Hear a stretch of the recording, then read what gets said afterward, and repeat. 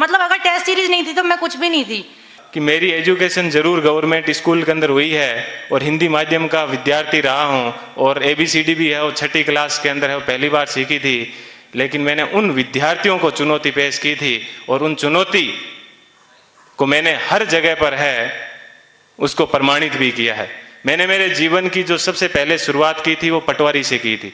सबसे पहले मैं है वो पटवारी लगा था, उसके बाद में है वो ग्राम सेवक लगा था, उसके बाद में 3rd ग्रेड टीचर था, उसके बाद में 2nd ग्रेड टीचर था, फिर असिस्टेंट जेलर में RPSC टॉप की थी, फिर है वो स्कूल लेक्चरर था, फिर इसी स्कूल के अंदर जिस स्कूल के अंदर आज मैं आपसे मुखातिब हो रहा हूँ, इसी स्कूल के अंदर मैंने एक एग्ज़ाम दिया था असिस्टेंट कमांडेंट का, उसमें भी मैं है वो सिलेक्ट हुआ था और उसके बाद में कॉलेज लेक्चरर भी मैं है वो रहा था और फिर RS 2012 के अंदर 108वीं मेरी है वो मेरिट आई थी।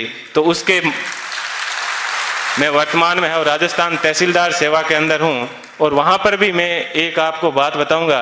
देखिए ईश्वर अपने से क्या चाहता है, कब चाहता है कि अपने को जीवन में कभी भी उदास नहीं होना चाहिए।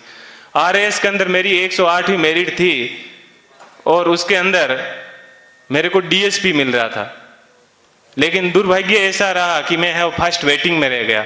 थोड़ा सा मुझे दुख हुआ कि यार अपन फर्स्ट वेटिंग में रह गए और उसके जस्ट 1 महीने के बाद में है वो IAS का एग्जाम था दिसंबर के अंदर। 4-5 दिन दुखी रहा, लेकिन मैंने कैसे ही अपने आप को मैनेज किया और देखिए दोस्तों मैनेज करने का क्या बेनिफिट मिला कि जो DSP बनना था वो D आगे से हट गया और मैं SP बन गया।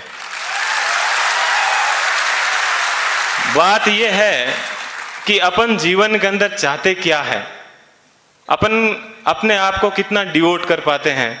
तो आज मुझे है वो IAS के अंदर 170वीं मेरिट है वो मिली और मैं जनरल कैटेगरी से है वो बिलोंग करता हूँ, तो मुझे IPS मिला।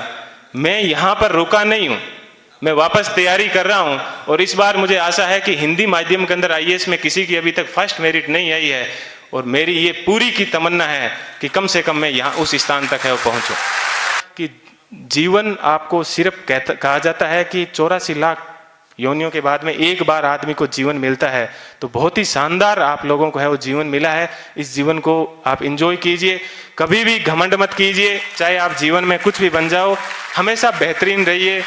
और आप लोगों से मैं आशा करता हूं कि अगले साल जब प्रोग्राम होगा तो आप सब लोग हैं वो यहाँ पर आने का मौका मिले। थोड़ी सी देर पहले मैं देख रहा था कि मालाएं कम पड़ रही थी, तो अगले साल इतनी संख्या माना कि सब मालाएं कम पड़ जाए, ठीक है, इतनी संख्या में यहाँ पर आना और तब इनको है और रियल खुशी होगी इस कोचिंग संस्थान को। पुनः मैं एक बार है इस कोचिंग संस्थान को बहुत बहुत धन्यवाद देता हूँ। हमेशा दिमाग में एक बात ध्यान रखिएगा कि मुझे किसी मैगजीन के कवर पेज पे आना है। मुझे भी जीवन में उसी दिन खुशी हुई कि इस बार जब PD के ऊपर सब जगह पर मुझे कवर पेज के ऊपर है वो जगह मिली।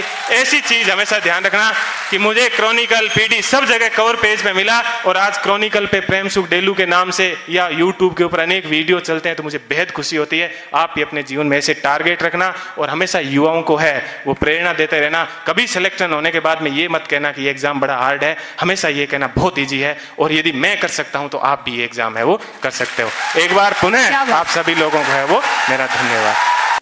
क्योंकि धीरता वीरता को हरा देती है और धैर्य शौर्य को परास्त कर देता है।